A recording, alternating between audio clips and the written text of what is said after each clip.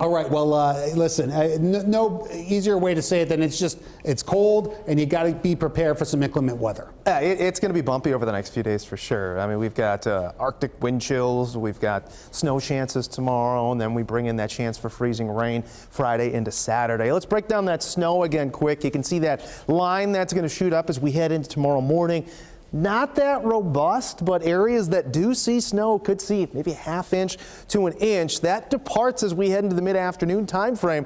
And we've got clear skies leading into Friday morning. You can see that system working its way in from the south, though. By 3 p.m., nothing on the radar for us, but that becomes pretty active as we head through 6. You can see these little pink dots in here. That's indicative of the chances for freezing rain working their way in, and that will increase as we head through around that 10 p.m. time frame.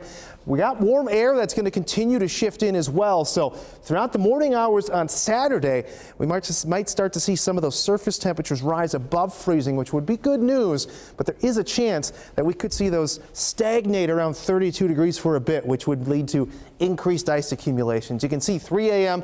it starts to shift out of here and we start to warm up and melt some of that ice. Could work in a little bit of light snow to the north, but much of Saturday is going to be spent just soggy with rain. Some of us could even pick up around a ½ inch fresh rainfall out there. As far as how much snow we've got on the way for your Thursday, well, you can see maybe a ½ inch to an inch at best. And areas to the north, not as much in the thick of it here as our areas to the south. But still a quick dash of snow and then a chance for a glaze of ice out there. Got a pretty decent chance for some of us to pick up even a ½ inch or so. And you can see fairly widespread. I'd say southern portions of the state will have a slightly lesser chance as that warm air really starts to move in. But we could see some eastern and northeastern portions of the state inching upwards towards that 1/10 of an inch mark, which would start to make for some potential damage to tree limbs and then even power lines. So we'll have to keep an eye on that. But the cold is with us and it's going to be with us for a bit. As we head through the day tomorrow, we don't really get much above 2 or so for the wind chill, and that's where we are really all the way through the end of the week here. So the cold is going to be lingering with us for a bit. And you look at the day tomorrow, starting off single digits. We'll have that chance for that light snow early on. That departs even by early afternoon. Temperatures, though, just struggling to recover. We're in the mid to upper teens for highs.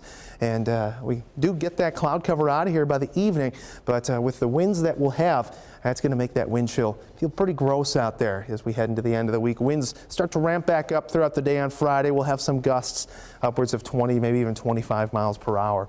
So plan accordingly. It is a weather impact day.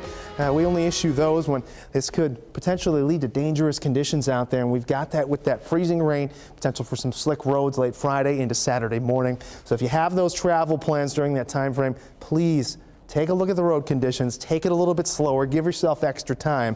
Temperatures do warm up. We're back in the middle 40s on Sunday. That's where we sit on Monday with another chance for a shower on Wednesday.